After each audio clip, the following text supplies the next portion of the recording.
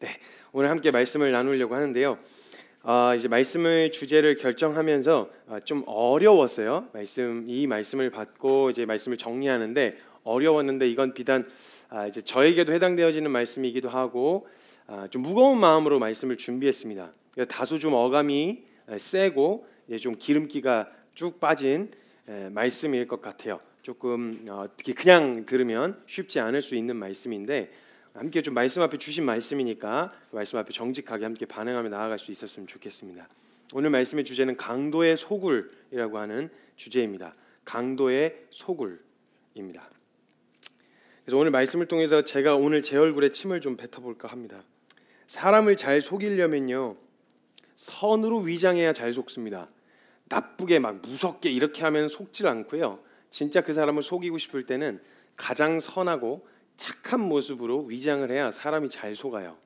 그래서 웬만한 영역들은 막 겁을 주거나 이렇게 하면 나쁜 줄 알잖아요. 막 협박을 한다거나 이러면 나쁜 거구나 이렇게 알 텐데 완전히 둘러 빠져가지고 혹해가지고 확 그냥 뭐고 간이고 쓸개고 다 내어줄 만큼 확실히 속는 건요, 선으로 위장해야만 잘 속습니다. 그래서 공짜가 아닌데도 공짜라고 해놓으면은 그냥 퍼주는 겁니다. 저 이득 보통 장사할 때 그렇게 하는 있거든요.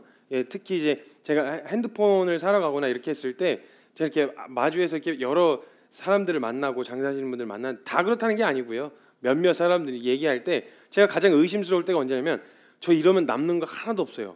남는 거 없는 장사가 어디 있겠어요. 그냥 다 퍼져 자기에게도 이익이 있으니까 장사를 해야 되는데 남는 거 하나도 없습니다. 진짜 그냥 가지고 이렇게 하는 게 쉽지 않다는 거예요. 그래서 먼저 그렇게 얘기하면 처음 보는데 자꾸 그렇게 얘기하면 조금 의심이 드는 거죠. 저 그렇게 여러 번 겪다 보면은 그러니까 선으로 만약 거짓을 하려고 해서 확실히 속이려면 선으로 위장하는 게 가장 효과적이긴 합니다.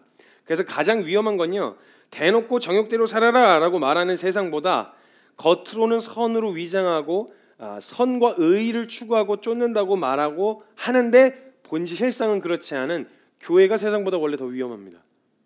그래서요, 예수님도요 세상을 향해서 독사의 새끼들이라고 안 하셨어요? 거기에 믿지 않는 수많은 사람들이 있었거든요. 예수님을 향해 비아냥거리는 사람들이 있었어요. 예수님 십자가에 못 박힐 때 로마의 군사들이 막 조롱하고 손가락질할 때 너 두고 봐 이 독사의 새끼들아 이렇게 안 하셨어요. 독사의 새끼라고 이야기하고 강도의 구렬이다, 소굴이다라고 이야기했었던 건 정확하게 유대인들과 이스라엘과 성전을 향해서 그렇게 이야기하셨어요. 차라리 그런 기준을 모르고 있으면 그냥 모르니까 그렇다고 칠 수 있는데 정말 무서운 건 뭐냐면요, 은혜를 모르는 죄인이 무서운 게 아니라 은혜를 잊은 죄인이 제일 무서워요. 은혜를 잊은 죄인이요. 창세기 3장을 기점으로 하면요, 1장부터 3장까지 하나님이 창조하시고 하나님이 어떤 마음으로 세상을 창조하시고 지으셨는지에 대해서 하나님 표현하시고 그 벅찬 감격으로 세상을 창조하셨습니다. 온 우주 만물을 창조하신 거예요. 이렇게 3장을 기점으로 해서 인간이 범죄를 하게 됩니다. 그리고 범죄함으로 인해서 거룩하신 하나님 앞에는 절대 나아갈 수 없는 존재가 되어버린 거예요. 그래서 하나님으로부터 완전히 끊어진 인간들의 역사가 창세기 3장부터 쭉 구약 역사 내내 펼쳐집니다. 하나님 없는 정욕으로 기반된 행복, 하나님 없이 안정, 하나님 없는 즐거움, 이것들이 아무 의미가 없고 그것을 쫓아가던 인간의 결국이 무엇인지를 구약 역사 내내 적나라하게 보여주고 있어요. 그래서 하나님을 떠난 인간의 결론, 방금 이야기했던 것처럼 하나님을 떠난 정욕에 기반한 행복, 그것을 추구하며 사는 삶의 결국을 우린 성경을 통해 볼 수 있었고 알게 되어졌어요. 믿는다고 말하고 성경을 가르치는 사람들 중에 그 누가 하나님 없는 행복, 하나님 없는 만족이 있을 거라고 얘기할 수 있는 사람이 누가 있겠어요? 적어도 믿는다고 말하고 성경을 가르치는 사람이라면 이 이야기에 대해서 동의하지 않을 사람은 없을 거예요. 하나님을 떠난 만족은 만족이 아니야. 하나님을 떠난 행복은 행복이 아니야.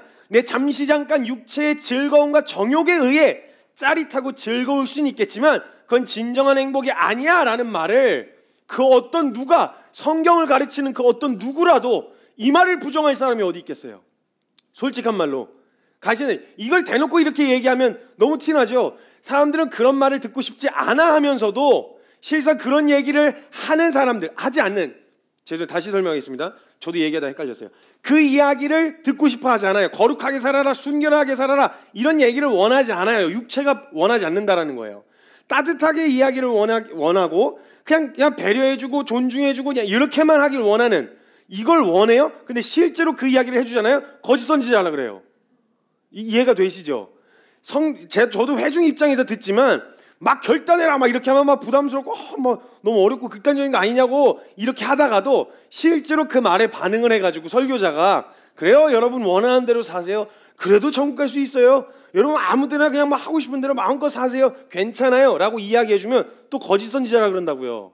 잘못된 사람이라고 이야기한단 말이에요. 뭐가 옳은지는 알아요. 그러니까 암묵적으로도 우리 안에는요 이것 하나님을 떠난 만족과 행복은 아니라는 거에 대해서 동의가 되어 있단 말이에요. 실제 동의가 되어 있는 부분이에요. 그래서 그것을 추구하며 사는 삶의 결국을 모두가 다 부인하고 부정할 수 없어요. 그 결국은 파멸밖에 없다. 죽음밖에 없다. 그건 진정한 만족이 아니다라는 걸 모두가 다 동의한단 말이죠. 그래서 우리 편에서는 하나님 앞에 나아갈 근거도 자격도 되지 않아서 그저 하나님께서 허락하신 은혜를 근거로 서지 않으면 하나님 앞에 설 수가 없는 거예요. 내가 잘해서 하나님 앞에 선 것도 아니고요. 뭔가를 가지고 있어서 하나님 앞에 나아가 설 수 있는 게 아니에요. 내가 하나님을 위해서 뭔가 해드리겠다라는 마음으로도 하나님 앞에 설 수가 없어요. 설 자격이 안 되는 거예요. 우리가 하나님 앞에 섰다라는 건 딱 하나밖에 없어요. 그걸 설 수 있도록 허락하신 은혜요. 거룩하신 하나님 앞에 설 수 있는 나아올 수 있도록 허락하신 은혜가 아니고서는 우리가 하나님 앞에 섰다라는 말이 설명이 안 돼요. 그래서 하나님께서는요 예수 그리스도의 완전한 구속과 은혜가 준비되기 전이요, 그러니까 하나님의 정확한 때가 이르기 전에 구약 시대에서는요 예수 그리스도의 모형과 그림자와 같은 하나님과 막힘없이 소통할 수 있도록 오늘 찬양했던 것처럼 내가 길이 되고 진리가 되고 생명이 되어서 하나님께 나아갈 통로가 되어준다, 중재자의 역할을 맡는다 라고 했는데 그때 당시 이루어지지 않았던 구약 시대에서는요 이런 예수님의 역할을 뭘로 대체를 했었냐면 제사였어요. 제사라고 하는 하나님의 허락해 주신 방법으로 하나님을 흐릿하게나마 만날 수 있었어요. 완전히 끊어지고 더 이상은 소통이 불가능했어야 하는 죄인이었는데 하나님이 포기하실 수 없는 하나님의 일방적인 은혜로 흐릿하게나마 숨 좀 쉴 수 있도록 하나님을 흐릿하게 바라보고 그 음성을 희미하게라도 들을 수 있도록 허락하신 제도가 바로 제사제도예요. 그래서 제사를 통해서 하나님께 나아가고 소통할 수 있었어요. 언뜻 보면요 우리가 성경을 구약 성경 내내 보면 언뜻 보면 그냥 종교적인 의식처럼 보일 수가 있어요. 종교적인 의식 중에 하나처럼 보일 수 있는데요 제사라는 의식과 행위를 통해서 우리는 뭘 알 수 있냐면 난 무슨 선한 짓을 해도 아무리 사람들 중에서 가장 착하고 선한 사람이라고 했다 하더라도 나의 의로서는 하나님 앞에 나아갈 수 없다는 겸손한 인정을 하게 하는 게 먼저 제사의 자리예요. 왜냐하면 제사의 자리에 나가는 게 내 자격으로 나아가는 게 아니라 동물의 피로 드려지는 제사로 내 죄값을 대신한 그 동물의 피 때문에 내가 나아갈 수 있다는 얘기인 거잖아요. 의식 중에 하나인데 내 자격으로 나아갈 수 있었던 게 아니라는 거예요. 나는 이번 주 되게 착하게 살았어요. 근데 이번 주 되게 아무튼 깨끗하게 살아가지고 오늘은 동물 안 갖고 들어가도 돼요. 이러면 그냥 죽어요. 그냥 그 자리에서 즉사인 거예요. 내 의로는 절대 하나님 앞에 설 수 없다라는 걸 먼저 확인할 수 있는 거고요. 하나님의 일방적 그리고 또 제사는요 하나님의 일방적인 은혜로 허락되어진 제사라는 것 그 길을 통해서만 하나님을 만날 수 있었기 때문에 제사의 자리에서는 첫 번째 자격 없는 우리를 발견하게 하고요 두 번째는 이렇게라도 만나게 해주신 은혜를 묵상하게 해요. 자격 없다는 것과 은혜를 동시에 알게 해요. 이건 신약에서도 마찬가지예요. 우리가 예수 그리스도 앞에 서면 내가 얼마나 죄인인지가 먼저 드러나고요 그 죄인인 날 사랑하셔서 이 땅에 오신 예수님의 은혜가 드러나요. 근데 이거 똑같은 그림자와 모형의 역할을 제사가 그렇게 제사 제도를 통해서 그걸 확인할 수 있었다라는 거예요. 하나님의 일방적인 은혜예요. 물론 예수 그리스도는 정말 그 예수 그리스도를 통해서는 하나님을 아버지라 마음껏 부르고, 여러분 우리가 부모님하고 같이 사는 청년들 있으면요 아빠를 아빠라 부르고 엄마를 엄마로 부르는 게 이상하거나 어색하지 않기 때문에 아빠를 아빠라 부르는 거에 대한 감격과 감동이 없어요. 그냥 아빠면 아빠예요. 그렇잖아요? 마치 이런 익숙한 정서 때문에 우리가 하나님을 아버지라 부르게 됐다는 게 원래 당연한 게 아니에요. 우리는 홍길동은요 아버지라 부르지 못한 그게 평생 한이었단 말이에요. 그냥 우리는 평상시에 그냥 아빠니까 아빠 이렇게 했던 게 엄마 했던 게 당연한 게 아니었어요. 우리에게는 하나님을 아버지라 부르는 것이 당연한 게 아니었고요. 예배당, 지금의 성전의 개념, 성전에 특별히 정해진 사람만 들어갈 수 있었는데 우리는 예수 그리스도의 대제사장 되신 예수님 때문에 누구나 들어올 수 있게 되었어요. 누구나 이 자리에서 하나님 앞에 서서 예배드리고 찬양하고 하나님의 이름을 부를 수가 있게 됐다는 거예요. 이건 당연한 게 아니라는 거예요.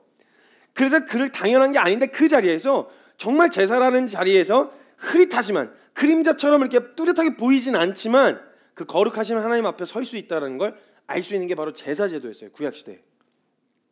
그래서 구약 역사의 흐름대로요, 창세기에서 진행되는 족장시대에서는요, 하나님이 말씀하신 자리에서 제단을 쌓아서 거기서 제사를 드렸어요. 그래서 제사를 드리게 되어졌고요. 그리고 출애굽한 이스라엘부터요, 이스라엘에서 광야 생활을 시작하고 나서 특별히 정해진 레위 지파라고 하는 선택되어진 지파를 통해서요, 성막의 개념으로 움직일 수는 있는데 성막의 개념으로 지정된 장소에서 제사가 드려지기 시작했어요. 그러다가 다윗 왕정 시대로 넘어오면요, 왕정 시대 다윗 왕 이후에 솔로몬 왕이 등장해요. 그 솔로몬 왕에 의해서 체계적으로 갖추어진 성전의 개념이 거기서 등장해요. 그러니까 처음엔 하나님이 말씀하신 그 자리에 서서 제단을 쌓고 그 자리에서 제사를 드렸는데 이게 업그레이드돼서 성막의 개념으로 지정되어 있는 장소는 있지만 그게 땅으로 지리적인 장소가 아니라 그곳에 거하시는 성막의 개념, 움직이는 성막의 개념으로 거기서 제사를 드리도록 허용이 되고요. 왕정시대로 넘어와서 솔로몬 왕 때부터 제대로 된 성전의 개념으로 자리를 잡기 시작합니다. 그래서 이렇게 체계적인, 더 분명하고 체계적인 시스템으로 성전화되어진 거예요. 방법이 구체적이고 세밀해졌을 뿐 그곳에서 드려지던 제사의 의미는요, 아무 데서나 제단을 쌓는 건 아니었지만 물론 그런 장소에서 제단을 쌓고 제사를 드리던 의미나 건물을 갖추고 시스템화되어서 화려한 건물을 갖춘 솔로몬의 성전에서 드려지던 제사나 의미는 다를 게 없어요. 어디에서 드리든 상관없이 그 자리에 나아가면 인간이 깨닫는 건 딱 하나예요. 나의 의로서는 하나님 앞에 설 수가 없다는 것과 하나님의 은혜로 허락되어진 자리라는 것.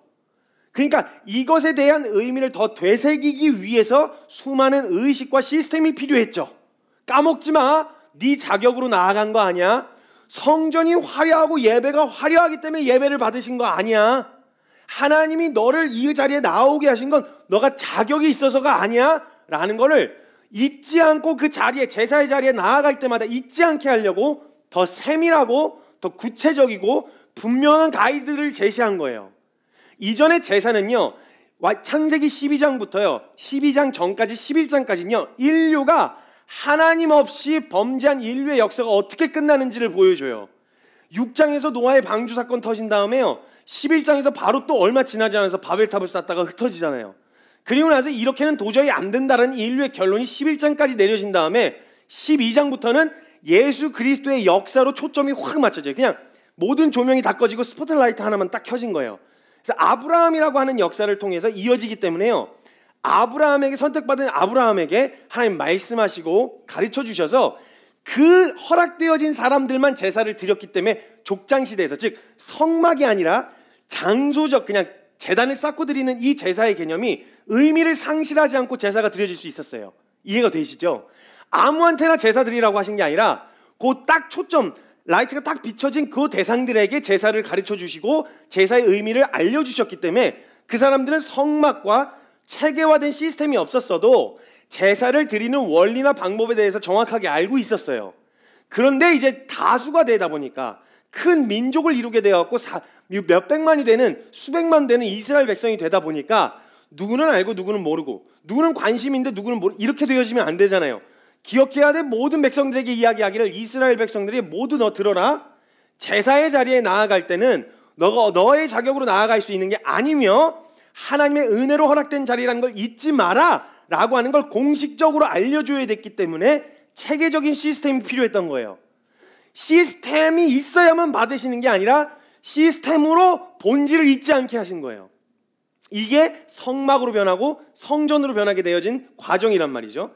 그러니까 크냐가 문제가 아니에요. 뭐 대형교회에 있는 거 문제되는 거 전혀 없어요.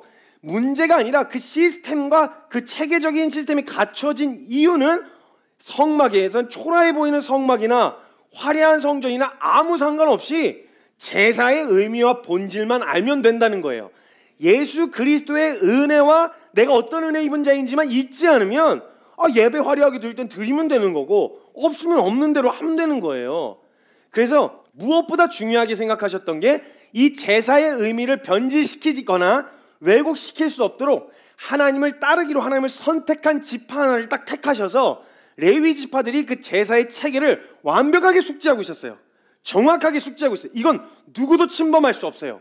왜냐하면 함부로 넘나들 수 있는 자리면 그 의미를 변질시켜 버릴 거거든요. 그래서 딱 정해진 사람들에 의해서 하나님이 이 제사 제도를 지켜오도록 하게 하셨다는 거예요. 그러니까 뭘 기억하게 하시려고 하셨냐? 제사라고 하는 그 자리가 은혜라고 하는 거, 그 앞에 내 의로 하나님 앞에 설 수 없다는 거, 요게 핵심입니다. 모든 예배의 핵심은 이겁니다. 모든 기도의 핵심은 이거예요. 어떤 사랑을 받았는가, 어떤 은혜를 입었는가. 이건 내 편에서 할 수 있는 게 아무것도 없고 오직 하나님의 일방적인 은혜라는 걸 강조하는 게 모든 형식이에요. 모든 시스템이고요. 근데 만약에 이 제사의 제도가 드려지는 게 하나님의 열심과 긍휼 때문에 좁고 뚜렷하진 않지만 하나님 앞에 설 수 있는 기회였는데, 만약 이 자리가 은혜라는 사실을 잊거나 망각하게 되어지면요, 하나님 앞에 설 수 있는 은혜의 자리인 제사가 형식으로 바뀌어가는 걸 보시게 될 거예요. 구약 역사 내내. 이게 이 자리를 통해서 하나님을 아버지라 부르고 하나님 앞에 나아갈 수 있게 되어졌다라고 하는 이 사실이 은혜라는 걸 망각하게 되어지면 모든 제사에 갖춰진 시스템은 전부 다 형식으로 변질돼 버려요. 본질을 지키기 위한 시스템이었는데 본질은 온데간데 없고 껍데기만 남아버리게 된다라는 거예요. 그래서 그 제사가 형식으로 전락해 버렸어요. 구약 역사 내내. 근데 제사라는 것이 형식이 되어지면요, 인간은 자신의 존재를 망각하고요, 자신이 가지고 있는 것으로 하나님 앞에 고개를 빳빳이 들고 하나님의 거룩 앞에 설 수 있다고 착각하는 교만한 범죄들을 계속 저지르는 거예요. 내가 뭐 하나님 앞에 설 수 있지. 그래가지고 우시아 왕이 뭐 하다가 썩어 문드러져 죽었냐면 자기가 왕이 돼가지고 하나님 앞에 뭔가 이제 내세울 만한 걸 많이 이룬 거예요. 업적을. 그래서 제사장들에게만 허락되어진 제사를 드리려고 올라갔어요. 성전에 들어가다가 그냥 선지자한테 그냥 깨갱해갖고 말로 그냥 후드로 맞아가지고 문둥병 걸려갖고 썩어 문드러 죽을 때까지 별관에 갇혀서 죽어요. 사울이 인간이 세운 왕이 무슨 짓을 했는지 아세요? 사무엘 올 때까지 기다리지 않고 자기가 하나님 앞에 번제를 올려드려요. 제사는 형식, 사울 왕이 했기 때문에 문제가 아니라 자기가 자격 없다는 거 알았으면 누구라도 그 자리를 두려워했어야 했어요. 하나님이 정하시고 결정하신 사람들에게 넘겨줬어야 됐는데 자기가 뭔가 할 만한 거예요. 될 만한 거죠. 내가 한 게 있는데 너 그래도 좀 떳떳하다 이거야. 이래갖고 제사에 손을 댔다가 그때도 사무엘한테 그냥 후드로 맞아요. 건방져지는 거예요. 사람이 교만해지는 범죄를 저지르게 된다는 거예요. 성경에서의 첫 살인, 피 흘림은 에덴 동산에서 이루어졌고요, 에덴 동산을 떠난 다음에 사람이 피 흘려서 죽는, 피 흘림의 죽음의 시작이 뭐였냐면 제사의 변질이었어요. 제사의 변질이요. 보세요. 자신이 제사 앞에서 자신이 어떤 존재인지를 잊어버리고 망각해버렸던 아주 파렴치하고 패륜적인 가인으로부터 시작됐어요. 제사하고 깊은 연관이 있어요. 이건 인간의 역사가 하나님 없이 파국으로 치닫게 되어진 시작이 본질을 잊은 제사로부터 시작됐다는 거예요. 은혜를 잊은 죄인으로부터 시작했다는 거예요. 분명하게 기억하세요. 다시 한번 이야기합니다. 인류의 파멸은요, 은혜를 잊은 죄인으로부터 시작됩니다. 은혜를 모르는 죄인이 아니라 은혜를 망각하고 잊어버린 죄인으로부터 시작되는 게 인류의 파멸이에요. 오늘 말씀의 주제는 이후에 한 번 더 이야기하겠지만요, 또 똑같이 반복되는 이야기가 있지만 성전 앞에 있었던 사람들에게 얘기하신 거예요.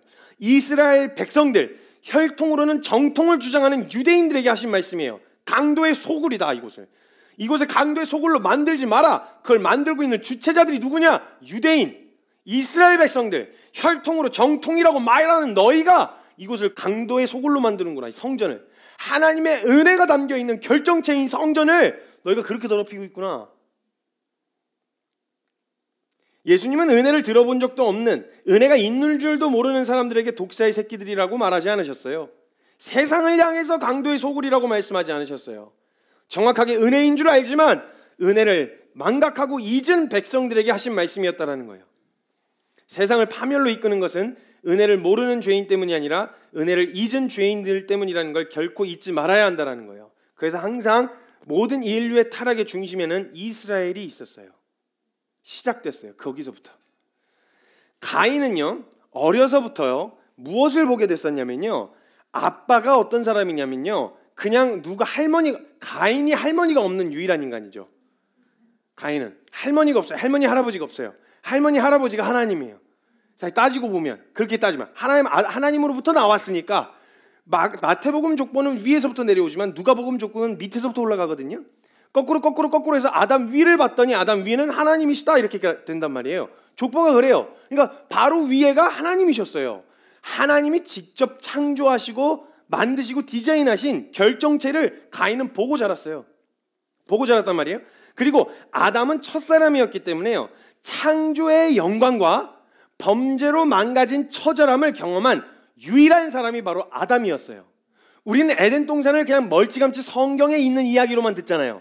근데 이걸 실체로 보고요, 하나님을 눈으로 보고 감각하고 볼 수 있었던, 직접 듣고 교제할 수 있었던 유일한 사람이 아담이었어요.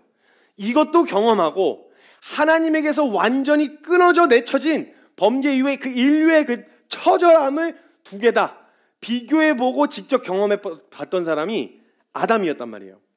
이 경험한 아담의 삶을 가인이 옆에서 직접 보면서 살았거든요.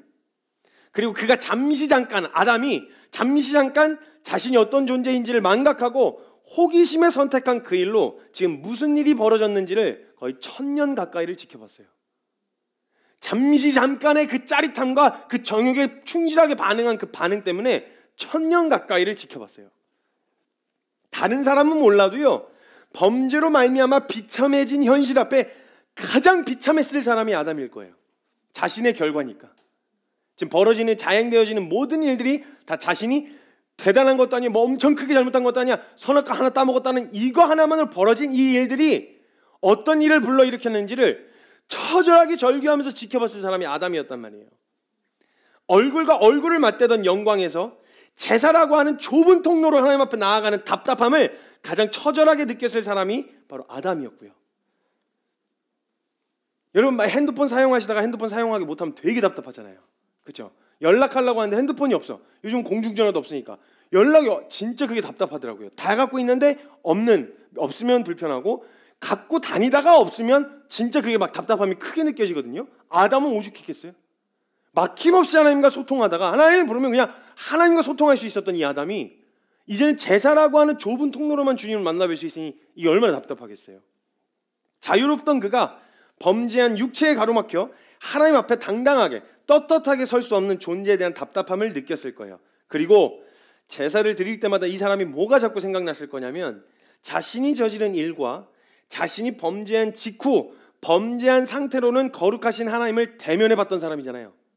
우리가 하나님을 경외한다고 말은 하지만 사실 우리가 뭔가 잘못을 저지르고 하나님 회개하고 잘못했어요 라고 하지만 범죄한 직후 하나님 직접 만나본 적 없으시잖아요. 하나님 표정 보면 다시 못 지을 텐데, 그죠? 하나님 갑자기 딱 뭔가 잘못을 딱 저지르고 주님을 딱 만났는데 돌아서는데 주님이 계셔. 하나님이 막 어미하신 눈에서 불이 나온다 그러셔. 막 불 같은 막 눈으로 막 우리를 째려보고 계시면 무섭고 두려우잖아요. 근데 우리가 그렇게 하지 않고 자꾸 반복되는 이유가 안 보이니까, 눈에 안 보이니까. 이게 안 보이신다고 생각하는 거죠. 아담은요, 범죄한 직후에 하나님을 직접 봤었어요. 얼마나 그게 두려운 건지 알아요, 아담은. 그래서 두려워서 낯을 피해 숨었다가 불러내셔가지고 하나님 앞에 섰단 말이에요. 얼마나 두렵고 얼마나 수치스럽고 부끄러운지를 아담이 스스로가 알아요. 경험해본 사람이에요. 그러니까 만약에 이 두려움과 수치스러움을 경험했던 사람이라면 하나님 앞에서 범죄한 자는 내쳐지고 그 영광 앞에 절대 설 수 없다라고 하는 것을, 아담이 지금 자신의 상태가 그런 상태라는 걸 누구보다 정확하게 알았던 사람이라는 거죠. 그렇죠? 두려움과 수치스러움, 하나님 앞에 이 상태로 서면 얼마나 두렵고 수치스러운지를 경험해봤던 사람이기 때문에 지금 자신이 범죄하고 망가진 이 상태로는 하나님 앞에 서면 안 된다라고 하는 것을 누구보다 절감하고 있었던 사람이 아담이었을 거란 말이에요. 그런데 그런 그에게 제사라는 통로라도 허락해 주셔서 하나님 앞에 나아올 수 있게 하셨으니, 아담이 제사를 드릴 때 어떤 마음이었겠어요? 나 원래 내쳐져도 시원찮을 놈인데 이렇게라도 하나님을, 이건 일방적으로 완전히 끊어졌어야 되는데 하나님이 완전히 끊어내실 수가 없어서 긍휼함이 막 마음에 불쌍히 여기는 마음에 막 불이 붙어가지고 끊어내실 수가 없어서 허락하신 자리가 제사였단 말이에요. 그걸 아담이 제일 정확하게 알아들었을 거란 말이에요. 제사 드릴 때마다 그걸 경험한 아담이요. 그러니까 어쩌면요, 제사라는 건 하나님이 우리를 배려하신 제도예요. 옛날에 1%라는 프로그램이 있었어요. 1% 옛날 프로그램이에요. 뭐냐면요, 거기서 난감한 상황에 처한 자매가 있어요. 그 난감한 상황에서 처한 연기자가 있었는데 그 연기자가 그런 난감한 상황에 처해 있는 연기를 하잖아요. 그러면 남자들이 어떻게 반응하는지에 대한 막 그런 프로였어요.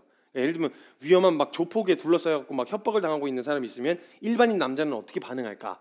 막 용기 있게 막 나설까 아니면 도망갈까? 뭐 이런 1%라고 하는 옛날에 그런 이상한 그런 게 있었어요. 그런 방송들이 있었는데 예를 들면 뭐 갑자기 여자가 방구를 막 낀다거나 이런 난감 상황이 있을 때 거기 1%에 당첨된 사람들 몇 명이 되게 이렇게 멋있는 몇 명의 사람들이 있는데 막 그 방구를 끼면 죄송합니다. 속이 왜 이렇게 안 좋지? 자기가 낀 것처럼 막 한다든가. 멋있죠. 예. 그리고 어떤 사람이 화장실에 여자 자매가 다녀왔는데 휴지가 이렇게 치마에 이렇게 껴가지고 질질 이렇게 끄고 다니는 그런 연기를 한 거예요. 그때 이걸 티 안 나게 그 휴지 껴서 이렇게 하는 게 아니라 매너 있게 이 사람 모르게 몰래 빼줘가지고 자기 주머니 이렇게 챙기는 이런 모습이라거나 아니면 이제 위험에 처한 여성을 용기 있게 막 지켜주는 이런 것들에 대한 부분들이 막 이렇게 방송하는 그런 것들이 나왔었어요. 근데 제사라는 건요, 지금 범죄한 육체를 가지고 있는 인간이 그대로 하나님 앞에 나아가면 두렵고 수치스러운 거 아담을 통해서 봤잖아요. 못 나아가는 거예요. 그냥 대면하면 큰일 나는 거예요. 그러니까 가리워 주신 거예요. 사실 배려 중에 배려예요. 제사라는 건요, 하나님을 향한 의식 이게 아니라 이대로 서면 우리가 수치스러운 걸 알아요. 이렇게 서면 우리가 두렵다는 걸 주님이 아세요. 그러니까 직접 보면 안 돼. 너 직접 보면 너 큰일 나. 그래서 마치 그림자처럼 흐릿하게 허락해 주신 통로였단 말이에요. 이거는 막 하나님을 위한 거라기보단 진짜 정말 1%예요. 주님이 정말 배려, 정말 우리를 신경 쓰시고 배려해 주시는 하나님이셨단 말이에요. 제사면 어쩌면 그런 배려였단 말이에요. 그 제사의 의미를 가장 잘 아는 사람이 아담이었고, 아담은 아마 자신의 자식인 가인과 아벨을 데리고 다니면서 제사를 드릴 때마다 그런 처절함과 어떤 마음이었는지 분명히 가르쳐주고 일러줬을 거라는 거예요. 그리고 가인은요, 그의 아들로서 아버지가 하나님 앞에 어떻게 제사를 드리는지 어려서부터 지켜봤을 거고요. 근데 그런 그가 그 제사를 지켜봤던 가인이 하나님이 허락해 주신, 그렇게라도 하나님 앞에 나아올 수 있도록 허락해 주신 제사를 은혜로 여기지 않고 자신이 남들보다 낫다, 자신이 하나님 앞에 가지고 나아갈 무언가가 있다, 이것을 가지고 하나님 앞에 나아간다라고 하는 착각에 빠져버린 거예요. 이게 하나님이 허락하신 은혜라는 걸 잊고 내가 가지고 있는 것 중에 최고의 것을 이거 정도면 경쟁할 만해, 하나님도 받으실 만해 라고 혼자 스스로 생각해서 얼토당토하는 제사를 드려요. 그 자리가 은혜를 잊고 망각하고 드려진 제사가 잘못된 제사였기 때문에 안 받으신 거예요. 그 뒤에 왜 주님이 구약 역사 내내 선지자들을 통해서 제사장들과 이스라엘을 책망하시면서 하신 말씀이 반복되어지는 게 뭐냐면, 내가 왜 제사를 안 받느냐, 너희가 드리는 제사에 대한 막 역겹다, 니네가 드리는 제사가 역겨워. 왜요? 형식은 잘 갖췄는데, 하란 대로 다 했는데 뭐가 역겨우신 거죠? 뒤에 말씀 하나 더 읽어드릴 건데요, 제사장들에게 못 받겠다, 너희 제사를 못 받겠어. 대가리 뻣뻣이 세우고 나와가지고 은혜를 잊고 망각한 채로 하나님 앞에, 이 제사가 너 어떤 자리인 줄 알아? 너 하나님 앞에 나올 수가 없는데, 끊어낼 수가 없어. 참아내칠 수가 없는데 마음 때문에 허락한 자리야, 그 자리가. 근데 네가 거기서 뭔가 가지고 나온다? 하나님 앞에 내가 뭔가 내놓을 만한 게 있다. 말이 아니, 이건 벌써 잊어버린, 그 제사의 의미를 자체를 인식하고 있는 사람이 아닌 거예요. 그래서 그 착각에 빠져서 드리던 방식이 아니라 자신이 가진 것으로 하나님께 인정을 받으려고 하는 이 무지하고 무식한 결정을 내려버려요. 가인의 것을 받지 않으신 건요, 가인이 마음에 안 들어서가 아니라 은혜로 허락된 제사의 의미를 모르고 제사를 남발했기 때문인 거예요. 가인의 것을 받지 않으신 이유가, 만일 이 제사가 은혜의 자리고 내가 하나님 앞에 나아가는 게 이게 은혜로 허락되어진 것이라는 걸 알았더라면요, 가인은요, 성내고 하나님이 그것을 받지 않으셨을 때 성내고 분낼 일이 아니라 자신의 교만함을 깨닫고, 그치, 내가 뭘 가지고 나온 거야 지금, 하나님 앞에 내가 나올 게 없는데 이렇게 하면 제사의 본질로 돌아갔어야죠. 자신의 존재를 깨닫고. 받지 않으셨으면 성내고 분낼 일이 아니라. 그리고 아벨에게 가서 자존심이고 뭐고 하나님 앞에 나아갈 때, 야, 내가 드리라고 형식대로 하질 않고 내가 그거 내가 뻘짓을 했다. 야, 이거 내가 가지고 있는 것 중에서 제일 좋은 채소와 야채들이거든. 이거 너가 가지고 있는 양 중에서 흠없는 양 한 마리 주고 내가 이거 다 줄게 너한테. 이렇게 자존심을 굽혀서라도 제대로 원래 제사의 본질대로 돌아왔어야죠. 기억하세요. 제사의 본질을 기억하는 사람들은 형식도 철저하게 지켜요. 형식도 철저하게 지켜요. 본질의 의미를 아니까. 본질 없이 형식만을 철저하게 지킬 수 있지만 그건 본질이 아니기 때문에 의미가 없어요. 근데 그렇다면 본질을 알면 형식은 중요하지 않냐? 아니에요. 본질을 알기 때문에 더 형식이 중요하죠. 하나님이 시키신 것이, 지키라고 명령하신 것이 중요하죠. 그래서 주님이 말씀하신 거예요. 나를 사랑하는 자들은 나의 계명을 지킬 거라고. 믿음으로 율법을 폐하느냐? 아니다. 도리어 굳게 세울 거라고 얘기하신 거예요. 형식에 대하여. 그래서 제가 지지난주군요. 행위가 중요한 것은 아닌데 행위는 중요합니다 라고 이야기했었던, 말씀 나눴었던 그 말씀이 그런 말씀으로 기반된 거예요. 제사의 본질이 중요하지만 제사의 본질을 지키는 사람은 형식도 철저하게 지킬 수밖에 없다는 거예요. 근데 그는 단지 자신이 인정받지 못했다는 것에 성내고 분냈어요. 상대적인 의의를 추구했던 거예요. 내가 아벨보다 못할 게 뭐야? 내 재물이 하나님 앞에 나아갈 때 제 아벨이 드린 것보다 못할 게 뭐야? 이것도 최고의 건데 내 거 중에 최고인데 못할 게 뭐야? 이렇게 상대적인 의의를 주장한 거죠. 얘보다 낫다.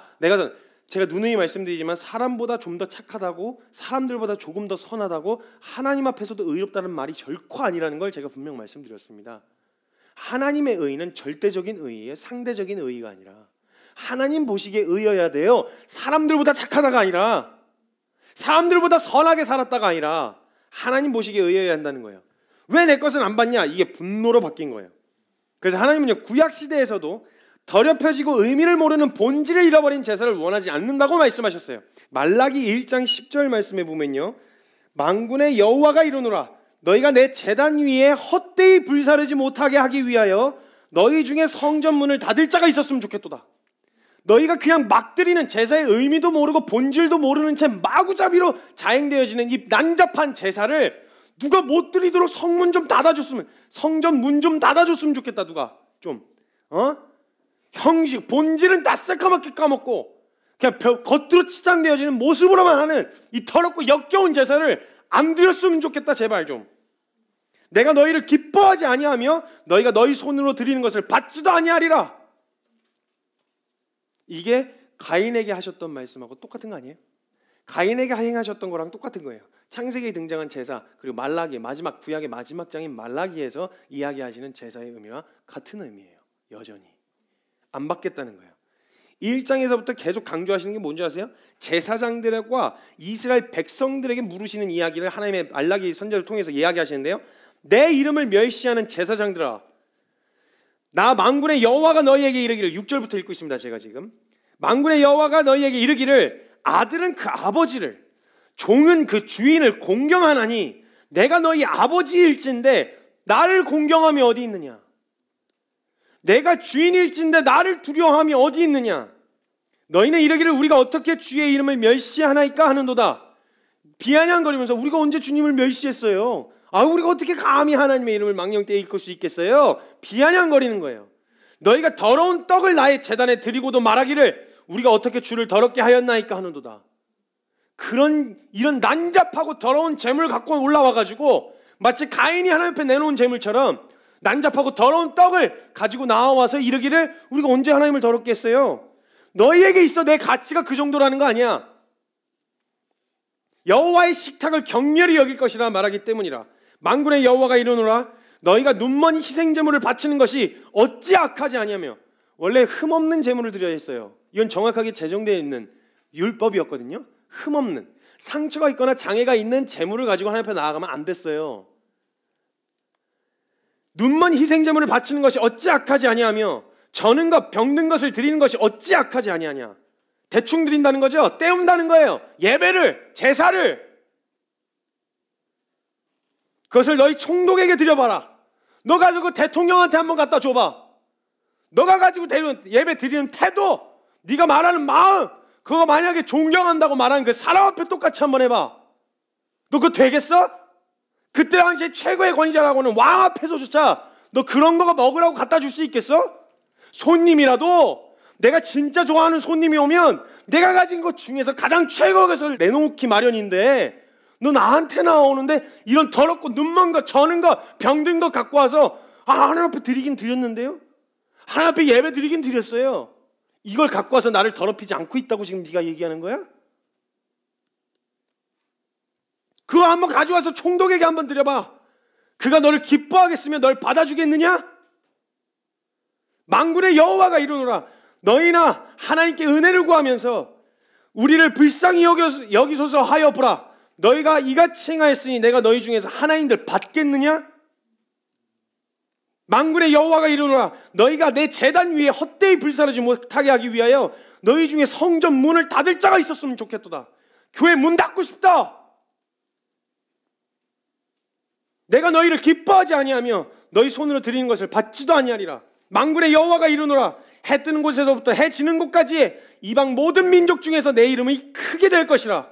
각처에서 내 이름을 위하여 분향하며 깨끗한 제물을 드리리니 이는 내 이름이 이방 민족 중에서 크게 될 것임이라. 그러나 너희는 말하기를 여호와의 식탁은 더러워졌고 그 위에 있는 것 과일 곧 먹을 것은 경멸히 여길 것이라 하여 내 이름을 이방 민족에서는 해 뜨는 데서부터 해 지는 데까지 주님을 경외하고 찬양하는데 어디서 하나님의 이름이 경멸되어지고 멸시되어지느냐? 너희 이스라엘 유대인에게서 하나님의 이름이 경멸히 여김을 받고 멸시를 받는데요.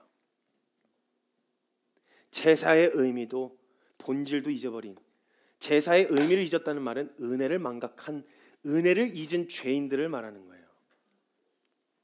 호세아서 6장 6절에 말하는데 주님 또 말씀하세요. 난 인애를 원하고 제사를 원하지 않는다. 너희가 하나님 앞에 드리는 뭐 번제보다 하나님 아는 것을 원한다. 그래서 가인의 제사를 받지 않으신 이유가 다른 게 아니에요. 내가 주님께 뭔가 해드린 것이 제사가 아니라 하나님이 내게 행하신 은혜를 기억하게 하는 자리가 제사예요. 내가 주님께 뭔가 해드리는 게 예배가 아니라 주님이 하신 일을 높여드리는 게, 하신 일을 높이는 게 예배예요. 내가 주님을 위해서 뭔가 해드리는 게 아니라. 사람보다 좀 더 선하다는 게 하나님의 거룩함 앞에 설 의의를 갖췄단 말이 결관이라는 걸 잊지 말아야 돼요. 이걸 잊으면 이스라엘에게 책망하시는 이 고스란히 말라기에서 말씀하신 말씀이 오늘날 우리에게 떨어져도 전혀 이상할 것 없는, 전혀 어색하지가 않죠. 지금 말라기 1장 2절에 나오는 말씀이 지금 오늘날 우리 한국교회 안에 떨어져도, 우리의 10년 가운데 떨어져도 전혀 이상할 것 없는 말씀이지 않아요? 우리가 가진 무엇으로 인정을 받았기에 제사를 통해서 하나님 앞에 나아갈 수 있었던 게 아니에요. 우리를 포기 못하시는 하나님의 은혜 때문에 그 자리에 나아갈 수 있었던 거예요. 그림자와 모형과 같은 은혜인 이 제사를 전혀 이해하지 못한 가인은 자신을 대속할 피 흘림이 아니라 자신의 정욕과 원함을 정당화할 피 흘림을 자행해요. 아벨을 때려 죽여요. 돌을 찍어 죽여요. 이것이 유대인들을 예수님을 못 박아 물과 피를 쏟게 한 이유와 다를 게 뭐가 있어요? 가인의 이 범죄가 이스라엘 내내 자행되던 역사적인 이 일들이 한 단편적으로 보여주는 모습이었어요. 구약서 내내. 로마서 10장 3절. 하나님의 의를 모르고 자기의 의를 세우려고 힘써 하나님의 의에 복종하지 아니하니라. 가인이 했던 짓하고 똑같은 거예요. 인간의 역사를 파멸로 이끄는 시작은 제사의 타락으로 시작합니다. 다른 말로 하면 제사의 타락을 다른 말로 하면 은혜의 망각, 다른 말로 하면 내가 어떤 죄인인지를 잊은 백성들에 의해서 타락이 시작된다는 거예요. 이걸 이해하면 돼요. 그 후로는 말할 것도 없어요. 얼마 지나지 않아서 노아의 방주 사건 등장하고, 그 후로도 얼마 지나지 않아서 다시 바벨탑 사건 등장하고, 제사가 말하는 은혜, 그 은혜를 망각한 인간의 끝, 즉 하나님의 의와 은혜를 잊은 인간의 결국을 적나라하게 보여주고 있어요. 11장까지. 그리고 마침내 진정한 제사, 구약 역사 내내 그 이야기를 하다가 마침내 진정한 제물이 되시고, 완전하고 단번에 드려지는 제물이 되시고 진정한 제사, 그리고 우리의 영원한 대제사장이 되시는 예수님의 역사로 창세기 12장부터 초점이 맞춰지는 거예요. 구약 역사에서, 구약 시대에서 제사라는 것은요, 방금 이야기했던 것처럼 하나님하고 완전히 끊어진 죄인에게 유일하게 하나님과 소통할 수 있는 자리였어요. 그리고 내가 아직까지 하나님과 끊어지지 않았음을 확인하는 자리였어요. 사울이 버림받은 증거가 뭔지 아세요? 하나님 앞에 나아가는데 하나님의 말씀이 임하지 않아요. 근데 그 자리에서 선지자들은 말씀을 들었거든요. 말씀이 임하지 않아요. 제사를 통해서 하나님과 끊어지지 않았음을 확인하는 유일한 수단이었어요. 하나님 저 아직 기억하시죠? 하나님 저 아직 하나님 앞에 붙어 있는 거죠? 하나님 저 잊지 않으셨죠? 이렇게 확인할 수 있는 자리가 그 자리였단 말이에요. 흠양하여 받으시는 그 자리. 통로였어요. 그래서 성막, 성전, 제사, 이게요 이스라엘의 정체성의 핵심이었어요. 이스라엘을 이스라엘로 설명하는 핵심이 어디 있었냐면, 이스라엘이 뭐 선택받았다, 뭐 그들의 역사가 어떻다, 이게 아니고요, 그들 안에 제사가 있었다는 거예요. 그 민족 안에 제사가 있었다는 거예요. 그래서 로마서 3장 1절에서 2절, 유대인들 로마서 2장에서 유대인들 그냥 마구잡이로 다 털다가, 너희가 만약 나를 판단하는 네가 같은 일을 행하는구나 이래갖고 막 털다가 3장에 유대인들에게 해주는 말이 있는데, 그게 뭐냐면, 그럼 유대인의 나음이 무엇이며 할례의 유익이 무엇이냐. 범사에 많으니 그 중에 모든 걸 통틀어서 딱 하나만 이야기하라면 너희가 말씀을 맡았기 때문이다. 말씀, 하나님의 은혜, 말씀하시고 계시다, 포기하지 않으셨다 이 말인데, 너희가 말씀이 있고 너희를 포기하지 않으신 하나님의 은혜가 있기 때문이다 라고 하는 게 이스라엘을 이스라엘 되게 하는 정체성이었어요. 그들이 특별해서가 아니라 온 민족에게 하나님의 은혜를 증거할 사명, 즉 하나님의 말씀을 맡았기 때문에 그들의 정체성은 그들의 민족적 특별함이 아니라 그들의 어떠함과 상관없이 거룩하신 하나님의 말씀을 맡았기 때문이라고 성경이 이야기하고 있는 거예요. 그런데 이스라엘은 자신이 특별해서 선택받은 선민이라고 착각을 했어요. 자신들에게 무엇인가 있어서 그렇게 된 거라고 착각을 한 거예요. 그럴 때면 어김없이 뭐가 문제가 생긴 줄 아세요? 제사에 문제가 생겨요. 그냥 고스란히 드러나요. 제사가 변질돼요. 어김없이 제사를 멸시하고 성막과 성전을 온갖 우상 숭배로 더럽혔어요. 그리고 마침내는 예수님마저 십자가에 못 박아버린 거예요. 마치 가인처럼 자신의 정당성을 위해서. 구약 역사 내내 인간을 포기하지 않으셨다는 이유만으로요, 하나님은요 자신이 창조한 피조물에 의해서 온갖 모욕을 다 당하셨고요, 온갖 멸시를 다 당하셨어요. 딱 하나, 포기하지 않았다는 이유 하나 때문에. 내치셔도 되는 충분한 이유를 갖고 계심에도 불구하고 포기할 수 없는 그 긍휼하신 마음 때문에 자신이 지은 피조물에 의해서 멸시를 당하고 모욕을 당하셨어요. 그리고 그 나약한 이스라엘 덕분에 하나님의 말씀을 상징하는 성막과 성전은 이방인들의 손에 의해서 계속 더럽혀졌고요, 그들을 선택하셨다는 이유 때문에 그들과 함께 멸시를 받고 모욕을 받으셨다는 거예요. 로마서 2장 23절에서 24절에 이렇게 이야기해요. 율법을 자랑하는 네가 율법을 범함으로 하나님을 욕되게 하느냐. 기록된 바와 같이 하나님의 이름이 너희 때문에 이방인 중에서 모독을 받는도다. 그런데도 자신들의 이미지와 자신들이 스스로 만든 정체성이 더 중요했던 이스라엘 백성들은요, 하나님의 이름이 모욕을 받든지 짓밟히든지 전혀 상관없었어요. 아무런 상관이 없었어요. 관심 없었어요. 하나님의 영광은 자기들의 앞으로의 삶에 대한 관심이 더 많았지 하나님의 이름과 그 영광에는 일체 관심 없었어요. 이것이 바로 하나님의 은혜를 한복판에서 경험한 이스라엘이라는 민족에게서 자행되던 일이에요. 제사, 성막, 성전 있는 대로 그들에 의해서 더럽혀졌어요. 이스라엘의 역사에 있어서 제사라는 것은요, 절대 오름의 기준이 되시는 하나님을 만남으로 인해서 그들 삶 가운데 의라고 하는 기준이 생길 수 있었어요.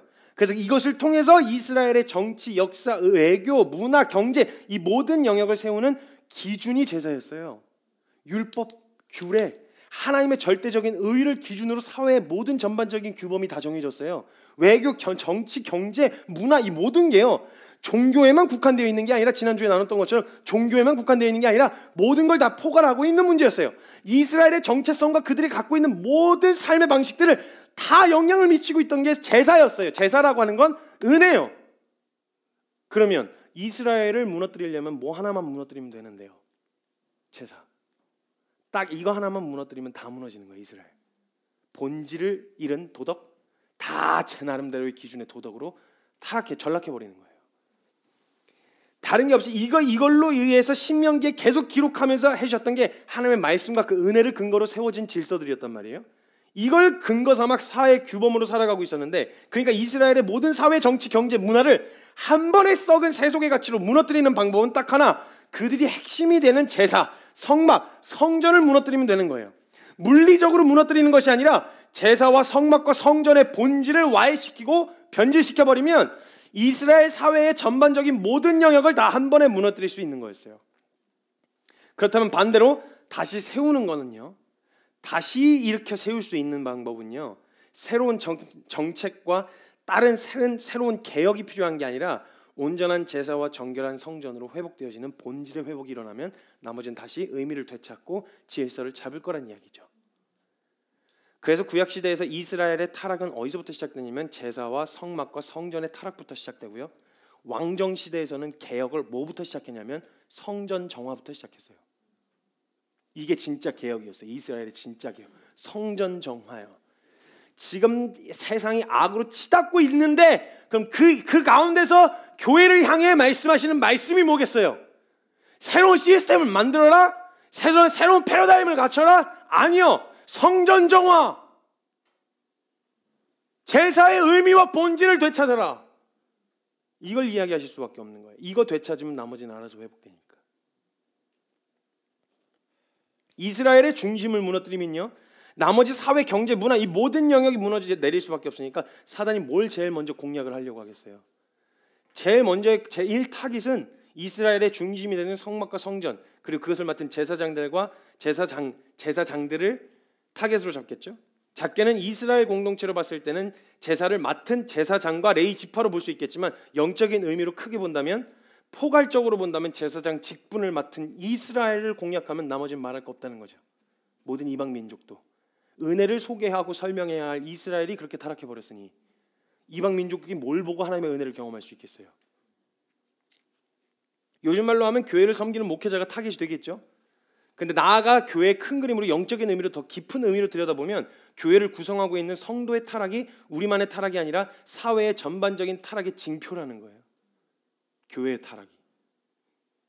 도덕의 핵심을 무너뜨리면요, 그때부터 기준은 무너지기 때문에 편리한 대로 도덕의 기준을 세워버려요.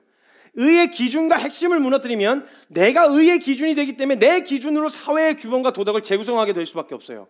저보다 대중님이 다 뜯어 고칠 수밖에 없는 거예요. 철저한 인본주의가 시작되는 거예요. 철저하게 세속적으로 썩은 완전히 세속적 가치관 안에 사로잡힌 법규와 규례들이 생길 수밖에 없는 거예요.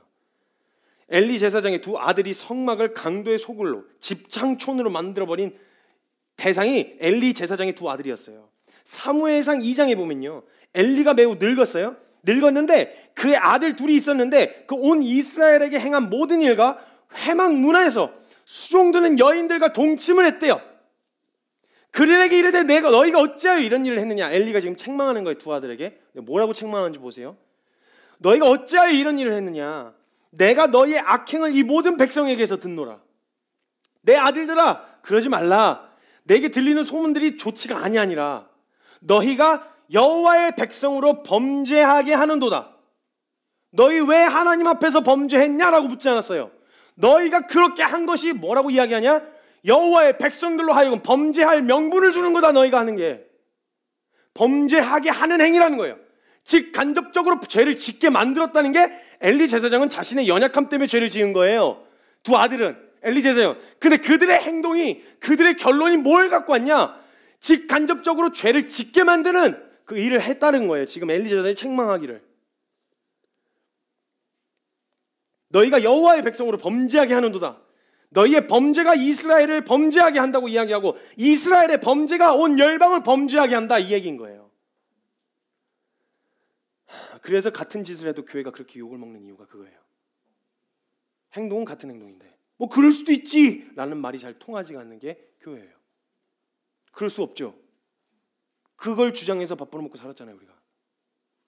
그걸 주장해서 교회에서 그걸 주장했잖아요. 의를, 도덕을, 사랑을, 겸손을, 이걸 주장했잖아요. 근데 그걸 하고도 만약에 그렇게 되어졌다, 이걸로 밥 벌어먹고 있었던 사람은 이걸로 욕 먹어야죠. 그러면 당연히 중심을 무너뜨리면 모든 것이 무너지는 거예요. 그러면 강도의 소굴이 되어버린 성막과 성전의 모든 책임은 제사장에게만 있는 것이냐? 아니요. 여러분. 수요가 있어야 공급이 있습니다. 수요가 있어야 공급이 있죠. 필요하니까 그걸 줬겠죠. 듣기 싫어하는데 그 얘기를 번영신학이니 뭐 예수님도 축복받아서 뭐 잘 된다느니 이런 얘기가 괜히 나왔겠어요? 듣고자 하는 자가 있으니까 전하는 사람이 있었겠죠. 이 성전의 타락과 제사장의 타락은 성전이 강도의 소굴로 변하는 건 제사장의 문제가 아니에요. 제사장만의 문제가 아니에요. 제사장 직분으로서 함께 서 있는 전 성도의 문제이지, 저 교회로 구성하고 있는 모든 성도들의 문제이지 누구 한 사람만의 문제가 아니에요. 이건 그걸 들려주고 있다라는 이야기는 그걸 듣고 싶어 했다는 사람도 있다는 거잖아요. 가볍고 천박하고 정욕에 충실하게 반응하는 인본주의적 삶을 이스라엘 다수가 원했어요. 정결? 아우 그런 고리타분 얘기하지 마세요. 거룩? 아이 그런 거 얘기하지 마세요. 하나님을 경외하라? 그런 무식한 얘기하지 마세요. 좀 즐깁시다. 재밌게 좀 삽시다. 이방 백성들 봐요. 즐기면서 살잖아요. 우리도 좀 그렇게 삽시다. 이렇게 해서 제사장들과 거룩과 순결을 이야기하고 외치는 선지자들을 멸시하고 거짓 선지자들이 등장하고 듣기 좋은 소리 얘기해 주는 사람과 서로 상호작용으로 수요와 공급이 딱 맞아떨어져서 하나님의 제사와 의무와 본질은 온데간데 없이 완전히 무너져버리고 타락해버린, 제사가 완전히 무너진 이스라엘 역사가 내내 증명하고 있다는 거예요. 제사장은 그 원함에 충실하게 반응해 주었고 나머지 이스라엘은 제사장의 동의와 말에 자신들에게 합리화할 명분이 되어지니까 그것을 명분 삼아 정욕을 있는 대로 꼽히며 살았던 게 구약 역사였어요. 그 중에 대표적으로 몇몇 보는 거, 우리가 성경에서 많은 인물들이 등장한다고 생각하시는 것 같지만 그때 당시에 예레미야부터 시작해서 이사야, 호세야, 미가, 요엘 등등 당시에 사역했었던 선지자들 극소수였어요.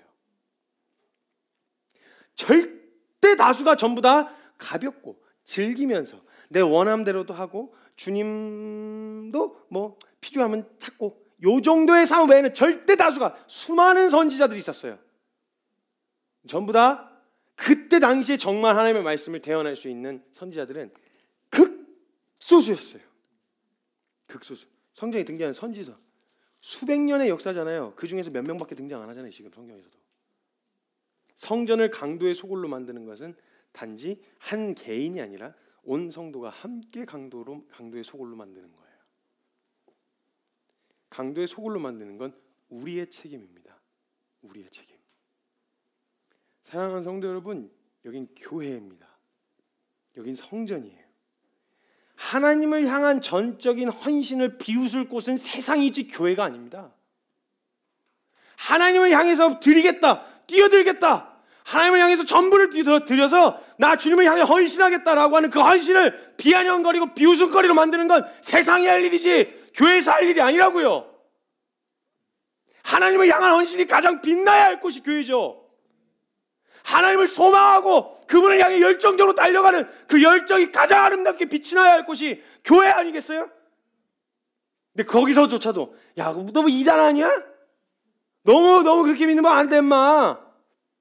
비웃음거리로 만들어버리는, 세상 물정 모른다고 손가락질 받을 곳은 세상이지 교회가 아닙니다. 여러분, 하나님을 경외하는 것이 무식이 아니라 가장 지혜롭게 인정받아야 할 곳이 교회 아니겠어요?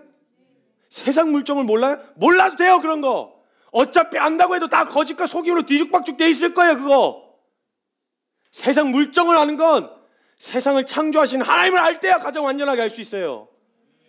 세상에서 난잡하게 돌아가는 그 썩은 세속적 가치 안에서의 세상 물정 그딴 거 몰라도 돼요. 그런 거 세상을 창조하신 하나님을 알아야죠. 솔로몬의 지혜로 깨달을 수 있었던 건 다른 거 없어요. 하나님을 경외하는 것이 지혜와 지식의 근본이다. 세상 물정을 많이 하는 거, 돈이 굴러가는 거 아는 거, 사람들이 인정해 주는 거 아니, 하나님을 경외하는 것이 모든 지혜와 지식의 근본이다. 세상 물정 몰라도 된다. 그럼 하나님을 경외하는 것이 가장 멋지고 인정받아야 할 곳이 교회여야죠. 성전이어야죠. 까짓 세상 물정 좀 모르면 어때요? 뭐 그렇게 얼마나 잘 알아요. 우리는 그렇게 그 한복판에서 산다고 말하고 세상 물정 몰라서 그래 라고 말하는 사람들이 세상을 얼마나 잘 아시는데요. 우리가 교회라는 곳에서 정욕을 원한 거예요. 다른 누가 무너뜨린 게 아니라 우리가 스스로 무너뜨린 거예요. 강도들이 들어와서 그 자리를 차지한 게 아니라 우리가 강도가 돼서 그곳을 강도의 소굴로 만든 거예요. 거룩을 싫어했어요. 정결을 싫어했고요. 헌신을 싫어했어요. 젊은이들이 주님을 향한 헌신을 세상 물정 모르는 젊은이들의 객기로 치부하고 우스갯소리로 만들어버린 교회가 너무 싫어요. 하나님과 교제할 수 있는 기도를 무시하는 교회가 싫어요. 우리에게 하나님의 어떠함을 가르쳐 주시며 인간의 언어로 우리가 알아들을 수 있도록 인간의 언어로 자신을 표현해 주신 겸손의 결정체의 성경 말씀도 들고 뭐 말씀 본다고 되냐? 기도한다고 돼? 무시하는 교회가 싫어요. 생각해보세요. 그 세상 물정 모르는 젊은이들의 헌신이 없었으면 오늘날 한국교회 어떻게 설명할 거예요? 그땐 되고 지금은 안 돼요? 다른 곳이 아니라 이곳이 강도의 소굴은 아니냐는 거예요. 이스라엘 전체가 성전을 강도의 소굴로 만들어버린 거예요. 마지막 희망이었던 그곳을 죄인이 하나님 앞에 나아갈 수 있는 마지막 기회, 그 영혼의 목마름을 숨을 쉴 수 있도록 그 목마름과 답답함을 터쳐낼 수 있는 유일한 소통할 수 있는 자리, 제사였어요. 그 숨통을, 마지막 숨통을 있는 대로 쥐어짠 게, 강도의 소굴로 만든 게 그게 이스라엘이었다고요. 은혜도 있는 줄도 모르고 방황하며 살던 인생들이 숨 좀 쉬고 싶어서 목마름 가운데 목이 말라서 괴로워하다가 살고 싶어 내려왔는데 마지막 숨을 껄떡대려고 수면 밖으로 나온 걸 다시 물속으로 집어쳐넣는 게 이스라엘이었어요. 아니요, 교회였다고요. 숨도 쉴 수 없는 깊은 웅덩이 속에서 마치 그 뒤집힌 배 안에 에어포켓 간신히 그 있는 거기서 간신히 숨 헐떡거리면서 숨을 쉴 수 있는 마지막 희망이라고 생각하는, 마지막 소망이라고 하는 교회가 강도의 소굴로 변질됐다고요. 그 이제 어디서 숨 쉬려고 나온 사람들이 어디서 숨을 쉬죠? 이제 어디서 숨을 쉬어야 할까요? 그 목마름을 어디서 해결하죠? 그게 안 돼서 여기 온 건데, 그게 안 돼서 성전을 찾은 건데, 그게 안 돼서 하나님 앞에 나아갈 수 없었던 건데, 그래서 이방인들에게 목마름이 없었던 게 아니에요. 유대인들이 벽을 쳐놓고 자기네들만의 문화로 만들어버려서 사마리아 수가성 여인만 해도 예언을 들었어요. 메시아라는 분이 계시다고 들었는데 그분이 오시면 나를 설명해 주실 거라고 했는데, 내 인생 이거 어디서부터 온 건지, 이거 어디로 가야 되는지, 내가 어떤 죄인인지 가르쳐 주시는 메시아가 오신다고 내가 예언을 들었는데 그건 이스라엘에게만 해당되는 얘기인 줄 알고 난 그 은혜에 언저리도 못 가는 사람인 줄 알고 있었는데 예수님이 직접 찾아오셨다는 거예요. 이걸 전했어야 이스라엘이 이방인들의 숨통을 쥐어버리는, 마지막 숨 쉴 수 있는, 숨 쉬려고 밖으로 끄집어 나온, 스스로 자원에서 기어 나온 사람을 다시 물속으로 집어쳐넣는 이 짓거리를 교회가 자행하고 있었다면 이게 강도의 소굴이 아니고 뭐예요?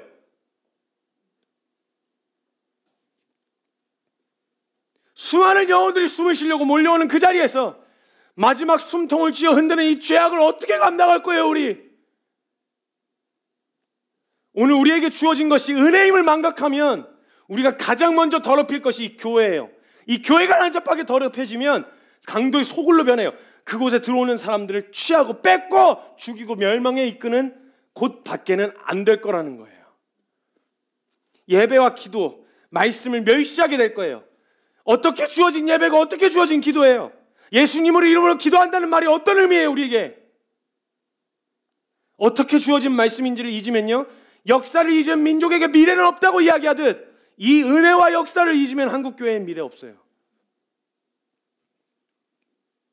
성전을 강도의 소굴로 만드셨다고 예수님이 분노하셨는데요, 사실은 그곳이 이전의 왕정시대처럼요 성전 안에다 우상을 가져다 놓거나 바알과 아세라 신상을 갖다 놓고 숭배했었던 게 아니었어요. 그냥 성전 문 앞에서 장사하던 것밖에 없어요. 거기서 무슨 우상을 팔았다거나 이런 것도 아니에요. 제사를 드릴 물품을 팔았고 제사를 드릴 물품을 사기 위한 돈을 환전해주며 제사에 관련된 것만 하고 있었어요. 이게 그냥 그렇게 분노하실 일인가 싶을 수도 있어요. 근데 그 앞에서 그토록 분노하셨던 이유는요, 제사와 성전의 은혜를 망각한 채 그 은혜를 아이템 삼아서 먹고 사는 아이템으로 삼아가지고 자신의 원함을 채우는, 제사의 은혜가 아니라 여러분 그 양 그 골라내는 게요, 제사를 드릴 제물을 골라내는 게 엄청 오래 걸려요. 태어나서 절진 않는지, 이게 뭐가 이렇게 나 있진 않은지, 피부병이 있진 않은지, 뭔가 병은 없는지, 건강한지, 첫 새끼인 양에다가 이렇게 해야 돼. 이거 걸러내는 작업이 꽤 오래 걸리거든요. 근데 그 꽤 오래 걸리는 작업을 굳이 사람들한테 해야 될까? 우리가 그거 한 큐 해결하자. 너무 좋은 사업 아이템이다. 깨끗한 것만 골라갖고 모아놨으니까 이게 제사로서 아주 충실한, 아주 충분한, 그거는 제사를 드릴 제물을 찾으면서요, 자기를 대신할 흠없는 어린 양을 찾는 것을 통해서 은혜를 묵상하는 거였거든요. 그 모든 과정이요, 여러분 하나하나의 의미가요, 레위기에 등장하는 되게 어렵게 느껴지는 하나하나의 의미가요, 한 구절 한 구절마다의 은혜가 담겨 있는 구절이에요. 근데 그걸 귀찮아 하긴 해야 되겠으니까 유월절 큰 속죄일 이렇게 드려던 큰 행사에 가가지고 내가 막 양 그 골라가지고 가기는 어려우니까 가가지고 양 깨끗한 양 골라져 있는 거 하나 사가지고 얼마예요? 사갖고 드리고 일 치르듯 와가지고 그냥 치르고 그냥 가는. 어떻게 너네는 몰라도 다른 사람들은 몰라도 너희는 잊으면 안 되는 거 아니냐? 구약 역사 내내 선지자들을 통해서 이야기하고 너희에게 베풀어준 기회와 그 수많은 은혜들을 다른 이방인들은 몰라도 너희만큼은 그러면 안 되는 거 아니냐? 예수님이 성전 앞을 보시다가 이게 그냥 막 분노가 일어나지. 허춤에 있는 진짜 다른 누구는 몰라도 너희만큼은 그러지 말았어야지. 그냥 허리춤에서 꺼내서 따둘러 엎으셨어요. 먹고 살기 힘든 사람들이었어요. 서민들이었을 거라고요. 돈 많으면 거기 와 앉아 있겠어요? 돈 없는 사람들이었어요. 힘든 사람들이었다고요. 그냥 보면 너무 비인격적이고 너무 인간을 배려하지 않으시는 것처럼 보여요. 근데 여러분, 인간 진짜 인간을 배려하는 건요, 이 은혜를 까먹은 은혜를 다시 기억나게 해주는 거예요. 너 어떤 존재였는지 잊지 마. 너 어떤 사랑받았는지 잊지 마. 이걸 다시 기억시켜주는 게 그게 은혜죠. 진짜 인간을 위한 거예요. 예수님이 이걸 막 뒤집어 엎으신 거예요. 이 독사의 새끼들아, 너희 이곳을 강도의 구렬로 만드는구나. 그렇게 분노하신 거예요. 강도의 소굴로 만드는 거예요. 은혜 잊은 죄인이 강도예요. 은혜를 잊은 사람들이 모여 있는 곳이 강도예요. 그 사람들이 모여 있는 곳은 어디겠어요? 강도의 소굴이죠. 은혜를 모르는 사람들은 몰라서 그냥 방황한다고 쳐도요, 은혜를 잊은 죄인들이 모여 있을 곳은 딱 한 군데밖에 없거든요. 그곳은 강도의 소굴이에요. 이곳을 강도의 소굴로 만들지 않으려면 우린 뭘 해야 되냐? 주신 은혜를 기억해야 돼요. 어떤 사랑 입은 자인지를 잊지 말아야 돼요. 남들 이야기할 새가 어디 있어요, 여러분? 사랑하는 여러분, 남 이야기할 때가 어디 있어요? 그럴 시간이 있으세요? 그럴 여유가 있으세요? 교회 안에서 서로 뒷말하고 욕하고 기싸움하고 이게 뭐? 이게 뭐예요 이게? 그럴 여유가 있어요? 우리에게 오늘 주어진 말씀과 오늘 우리에게 주어진 은혜, 기도, 찬양, 이게 어떻게 주어진 건데 그 한복판에서 그걸 안중에도 없고 서로 자리 차지하려는 야망 덩어리로 이게 서로 영향력을 행사하기 위한 이게 어떻게 이건 성전에서 일어날 수 있는 게 아니에요. 거기는 교회라고 한 이름을 한 강도의 소굴이에요. 강도의 소굴로 만드는 건 다른 게 아니라 은혜를 모르는 사람들이 아니라 은혜를 잊은 죄인들에게 나타나는 거예요. 차라리 은혜가 있는 줄도 몰랐다면 나았을 것을. 저는 여러분, 성경에 한 인물이 등장합니다. 보아스라고 하는 사람이에요. 룻기에 등장하죠. 룻기를 살펴보면요, 룻기는요 사실 보아스서라고 이야기하는 게 더 나을 정도로 보아스가 중심이 된 사건이에요. 보아스가 중심이 된. 룻이 한 거 아무것도 없어요. 그냥 온 거밖에 없어요. 하기는 보아스가 다 했어요. 그럼 중심이 되는 게 보아스면 보아스서라고 해야 되는데 왜 룻기로 했는지 잘 모르겠어요. 어찌됐건 룻기서에서 등장하는 보아스가 있는데요, 보아스에게는요 어머니가 있었어요. 어머니가 누구였냐면 우리가 잘 알고 있는 여리고성에서 그 빨간 줄 매달아 내린 그 여인이 보아스의 어머니였어요. 라합. 그 어머니가 있었는데요, 여리고 성에 있었던 기생이에요. 출신도 그리고 하고 있었던 일도 그때 당시에 천하디 천한 일이었어요. 물론 직업에 귀천이 없다고는 하지만 그때 당시에 아주 멸시받던 직업이었어요. 여리고성 안에서도 이방 민족 중에서도 멸시받던 일이었어요. 그러니까 자격으로도 안 되죠. 1차적으로 자격으로도 안 돼요. 그리고 혈통으로도 안 돼요. 자격이 아예 없어요. 다른 거 아무것도 없는 상황이었어요. 근데 그 여인에게 딱 한 번 절호의 기회가 한 번 찾아 들어왔어요. 라합의 이야기로 따르면 여리고 성 모든 사람들이 광야 40년 내내 이스라엘에게 하신 이야기를 들었어요. 그래서 하나님 진짜 살아계시구나. 와, 저들과 하나님 함께 하시는 신은 진짜 빡세다. 엄청 세다. 이런 생각을 갖고 있어서 간담이 선을 했다고 이야기해요. 그럼 여리고 사람들이 다 알고 있었다는 거죠. 그 기회에 설마 자신에게 그걸 그 하나님과 그 절대전능하신 하나님을 만날 기회가 자기 같은 자에게 주어질까 싶었겠죠. 라합도. 근데 절호의 기회가 그의 눈앞에 주어져요. 이스라엘의 정탐꾼이 온 거예요.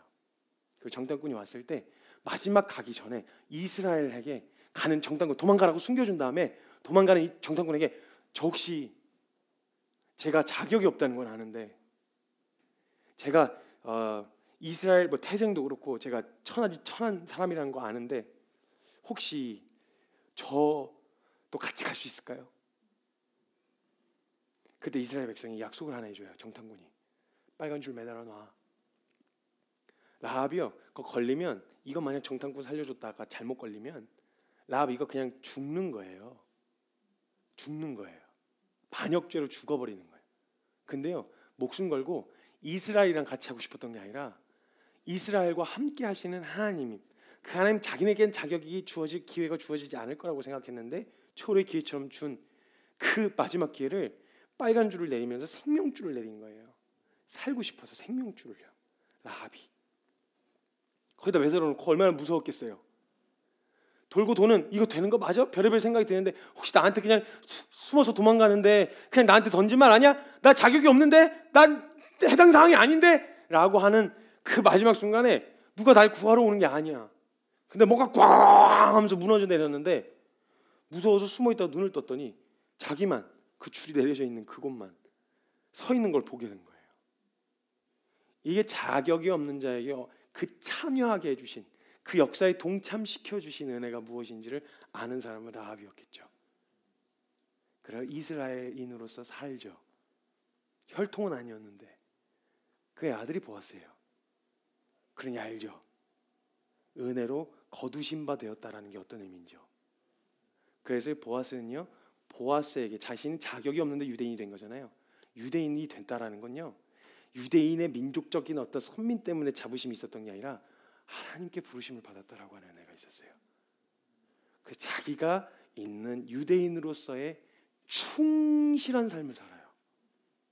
율례와 규례를 최선을 다해, 정말 자신이 할 수 있는 최선을 다해 지키며 살아요. 그랬으니 이 사람이 기업 물을 자가 됐죠. 고엘이요. 제가 나중에 이 사건을 잘 모르시는 분들을 위해서 나중에 한번 다시 풀어서 설명을 해드리겠습니다. 룻이 이방 여자였어요. 이방 여자에서 시어머니를 따라왔어요. 시어머니를 따라왔는데 볼 게 아무것도 없었어요. 재산도 다 탕진하고 아무것도 남아있지 않은 상황이었는데 다른 며느리는 돌아갔는데 룻은 끝까지 나오미 시어머니를 쫓아가겠대요. 왜 쫓아가냐고 물었더니 저는 이스라엘이 좋아서도 아니고요, 거기가 살기 좋아서 나는 오갈 데가 없어서가 아니고요, 이스라엘과 함께 하시는, 어머니와 함께 하시는 하나님 때문에 가는 거예요. 근데 어느 날 보아스가요, 그렇게 성실하고 충실하게 살던 보아스가요, 룻의 이야기를 들어요. 룻을 처음 만났을 때 대화 나누는 걸 보면 이미 룻이 그렇게 왔다라는 이야기를 들었거든요. 내가 그 소문을 들었다 너. 근데 그 소문을 듣는데 이 보아스가 누가 생각났냐면 엄마가 생각난 거예요.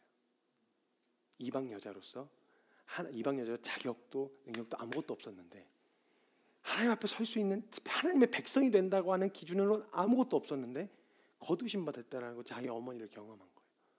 근데 룻을 보는데 자기 어머니가 보이는 거예요.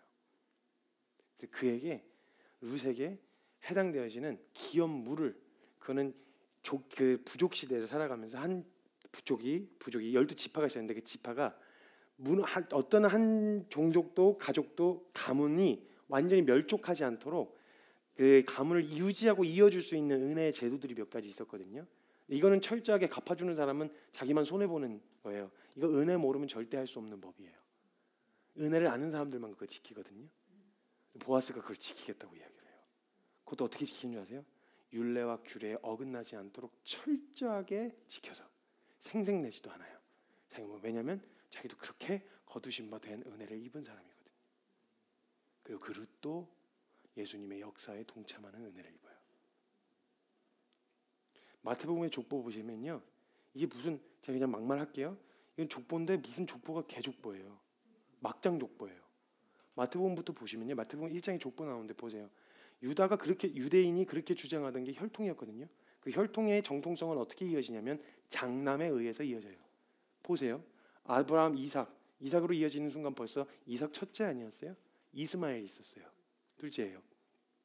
그리고 이삭에서 야곱으로 넘어갈 때 야곱 둘째예요. 에서가 있었잖아요. 야곱에서 유다로 넘어가거든요. 유다 넷째예요. 그 다음에 족보가 뭔지 진짜 이상하게 꾸고 있는데, 유다가 며느리인 다말하고 아이를 낳아가지고 라여, 그리고 라합 이방인이죠. 룻 이방인이죠. 다윗도 막내죠.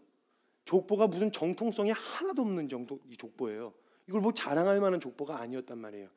그 모든 역사에 어떻게 동참하게 됐냐? 은혜를 아는 사람들이 동참했어요. 은혜를 아는 사람들이. 실력 자격이 돼서가 아니라 은혜를 아는 사람. 이스라엘이 대단해서가 아닌 거예요. 그래서 보아스가 룻에게 이렇게 얘기를 해줘요. 룻기 2장에 보면 보아스가 그에게 대답하되 이르되 내 남편이 죽은 후에 네가 시어머니에게 행한 모든 것과 너의 부모와 고국을 떠나 전에 알지 못하던 백성에게로 온 일이 내게 분명히 알려졌느니라. 알고 있었다나. 여호와께서 내가 행한 일에 보답하시기를 원하며 너가 하나님 앞에 나오기를 원한, 그래서 그렇게 결정하고 나온 너의 선택을 주님이 보답하시기를 원하며 이스라엘 하나님 여호와께서 그의 날개 아래로 보호를 받으러 온 너에게 온전한 상 주시기를 원하노라. 그렇게 상 받았던 사람이 어머니였거든요. 너에게도 그런 은혜가 있기를 원하노라. 그가 하나님이 정하신 법과 규례를 숙지하고 있었다라는 건 그 은혜를 기억했다는 거예요. 고엘 기업 물러달라고 얘기도 안 하는데 자기가 알아들어요. 보아스가. 당신은 나의 기업 물을 자입니다 라고 했을 때 기업 물을 자가 어떻게 행동해야 되는지에 대해서 이미 다 알고 있어요. 숙지하고 있었다는 거예요. 본질을 아는 사람은 형식도 중요하게 생각해요. 형식을 지킬 수밖에 없어요. 남들보다 선해서가 아니라 받은 은혜를 기억해서 그 자리를 충실하게 지켜내고 있었던 거예요. 할 수 있는 한 책임을 다해 소명을 다해 하나님께서 명령하신 율례와 규례를 지켜 행하려고 했다라는 거예요. 왜냐하면 자신이 지키려고 하는 그 율례와 규례는 은혜 입은 자들에게만 해당되는 일이었거든요. 은혜 입은 자들에게만. 원래 자기에게 해당되는 상황이 아니었거든요. 이게 은혜로 지어진 줄 알고 충실하게, 성실하게 그 율례와 법규를 지켜 행하고자 해요. 그 은혜, 그 은혜를 기억하는 시간이 되셨으면 좋겠어요. 오늘 이 제사가, 하나님께 드려지는 제사와 예배와 경배가 우리에게 당연한 것이 아니라 은혜로 주어진 것을 잊으면 안 됩니다. 이걸 잊는 순간 이곳은 강도의 소굴이 되어질 거예요. 이곳이 성전이 되게 합시다. 이곳이 하나님의 교회가 되게 합시다. 오직 하나님의 이름이 높여지시고 영광 받으시는 자리가 되게 합시다. 같이 잠깐 기도했으면 좋겠습니다. 제 안에 두려움이 있었어요. 이것도 흔히 하는, 요즘 유행하는, 교회가 하도 욕을 먹으니까 같이 얹혀가지고 교회 욕 좀 하면 서로 속 시원해지고 하는 이런 설교로 들리진 않을까? 그냥 일단 비판하고 까면 날카롭고 분명한 설교를 하는 것처럼 들린다고 사람들이 생각하지 않을까? 저 진짜 그런 마음으로 준비한 거 아니거든요. 교회 깔려고. 저는 이걸 준비하면서 두려웠어요. 왜냐하면 저희도 교회란 이름을 가지고 있잖아요. 제가 강도이고 내가 있는 곳이 강도의 소굴이 될까 봐 너무 두려운 거예요. 강도가 있는 곳이 강도의 소굴일 건데 내가 이걸로 내 정욕과 배때기 채우는 짓으로 내 것을 강도의 소굴로 만들어버리면 어떡하지?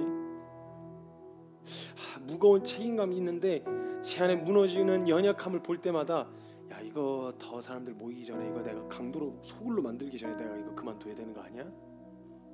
제 안에 이런 막 두려움이 있어요. 이곳이 강도의 소굴이 될까 봐 하나님의 이름을 전파하고 하나님의 말씀을 나눴는데 그게 오히려 역으로 하나님의 이름이 모욕을 받는 일이 될까 봐 그게 무서운 거예요. 두려움이 있는 거예요. 제가 해야 될 것은 그래서 깨끗하게 살고 멋있고 정직하게 사는 거, 이렇게 살아야 된다고 하니까 제 안에 부담이 됐었겠죠. 주님 말씀하신 거예요. 성규야, 받은 은혜를 기억해라. 너가 얻은 은혜를 기억해. 너가 오늘 하나님 아버지라 부르는 거, 이거 그냥 주신 거 아니야. 이거 당연한 거 아니야. 성규야, 오늘 너가 예배를 드리는 거, 이거 당연한 거 아니야. 성규야, 이거 당연한 거 아니야. 너가 오늘 말씀 앞에 나아간다고 하는 거, 성규야, 이거 당연한 거 아니야. 하나님의 말씀을 너가 어떻게 들을 수 있겠어? 그 어미하신 하나님의 말씀을 직접 들을 수 없어서 대언자가 꼭 필요했었던 구약시대에는 하나님의 말씀이 직접 임하면 오라 내가 죽게 되었구나 두려워 떨 수밖에 없었는데, 성규야, 너가 말씀을 손에 들고 말씀을 듣고 보고 그 앞에 나아갈 수 있는 거 그냥 주어진 거 아니야. 우리에게 예배가 얼마나 가벼워졌어요. 우리에게 기도가 얼마나 가벼워졌어요. 우리에게서 찬양이, 우리에게서 묵상이, 진리 안에서의 교제가 얼마나 가벼워졌어요. 일주일에 한 번 시간 때우는 거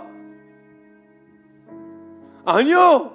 여러분, 저와 여러분의 성경은 하나님의 무한하신 은혜와 그 말씀에 순종했던 순교자들의 피로 적혀진 그런 성경이에요. 이거 전 세계에 있는 모든 성경을, 지금까지 성경을 전해주려다 죽은 순교자들의 피를 잉크 삼아 써도 지금 전 세계에 있는 성경을 그렇게 다 쓸 수 있다고 표현할 만큼 수도 없이 죽었어요. 저와 여러분 기도하러 들어가는 거요, 지성수에 1년에 한 번이나 들어가는 거였어요. 이게 우리에게 어떻게 당연한 거예요. 성령을, 은혜를 잊은 죄인은 강도이가 될 수밖에 없어요. 그들이 모여있는 곳은 강도의 소굴이 될 수밖에 없어요. 아니요 여러분, 이곳은 교회이며 성전이어야 합니다. 하나님 앞에 설 때 이곳은 칭찬받는 교회로 남아있어야 합니다. 강도들의 비위를 맞춰주는 곳이 아닙니다. 이곳은 인간을 위한 곳이 아니에요. 은혜 입은 죄인들이 은혜를 주신 하나님 앞에 서는 자리예요. 성전이 되어야 합니다. 들여놓지 말아야 할 것을 들여놔서는 안 된다는 거예요. 여러분, 성전 안에 들어올 때 멈칫하면서 자신의 온 매무새를 정리했던 제사장들처럼 우리가 하나님의 말씀 앞에 오늘 나올 때 멈칫하며 혹시 내가 갖고 들어가지 말아야 할 마음이 있진 않나? 아직까지 내게 정리되어진 생각들은 없지 않나? 하나님 앞에 합당하지 않은 태도들이 남아있진 않나? 성전 앞에서 점검하고 들어오는, 그럼 이곳은 그런 곳이 되어야 해요. 교회는 그렇게 남아있어야 돼요. 내 안에 더러움을 갖고 들어오기가 너무 어려워. 왜냐면 받은 은혜가 자꾸 생각나는데 1만 달란트 탕감받은 놈이 100달란트 그 탕감해준 걸 아쉬워하는 이 마음이 너무 어이없어서 교회 들어오기 전에 망설일 수 있어야 돼요. 이곳이 쉬워지면 안 돼요. 교회는 교회로 지켜져야 합니다. 성전이라 말할 수 있어야 돼요. 그래서 누군가 사람들이 물어볼 때 에이 그냥 뭐 거기 뭐 똑같은 거 아니야? 장사하는 거 아니야? 종교파는 장사하는 거 아니야? 이게 아니라, 아니야, 이곳은 교회야. 이건 성전이라고 말할 수 있어야 돼요. 그래서 사람들에게 너 그런 것 갖고는 여기 못 들어와, 내려놓을 생각으로 들어오든지 자격은 없어도 돼, 특별한 게 많이 있어야 된다는 거 아니야. 절대 갖고 들어오지 말아야 할 것들은 절대 갖고 들어오지 마. 여긴 교회야. 여기 성전이라고 떳떳하게 이야기할 수 있는, 온갖 인간의 정욕과 욕심과 탐욕과 야망이 잡동사니로 짬뽕이 돼서 난잡해진 게 강도의 소굴이 아니라 오직 하나님의 이름만, 하나님이 주신 은혜만 상기되어지고 기억될 수 있는 교회로 남아있어야 돼요. 여러분, 우리 한국교회가 그렇게 되길 소망해요. 내가 이곳을 강도의 소굴로 만들 수 있다는 사람이라는 게 참 무서울 뿐인 거예요. 제가 두려웠어요. 저도 사람들이 듣기 좋은 소리 하려고 했어요.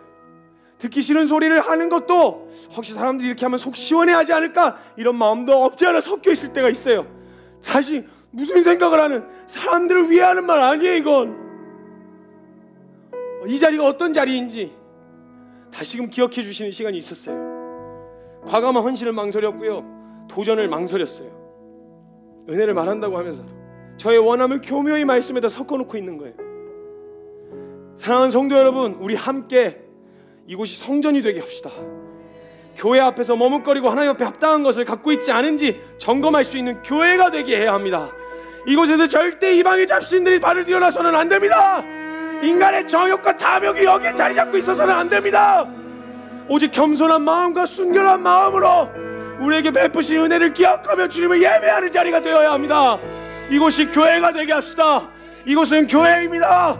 이렇게 믿음으로 선포하며, 하나님, 내가 교회이며 이것이 교회입니다. 강도의 소굴이 아닙니다. 강도의 소굴로 만들지 않겠습니다. 하나님, 강도가 되지 않겠습니다. 하나님, 일깨워 주십시오. 하나님도 섬기고 내 정욕도 섬기고 이방 잡심도 섬기는 그런 산당이 되지 않게 하여 주시고, 하나님의 거룩한 성전이 되게 하여 주십시오. 우리 그러한 마음으로 주님 앞에 간절히 주님의 이름 한번 크게 부르시고 통성으로 함께 기도하며 나아가겠습니다. 기도합시다. 주님,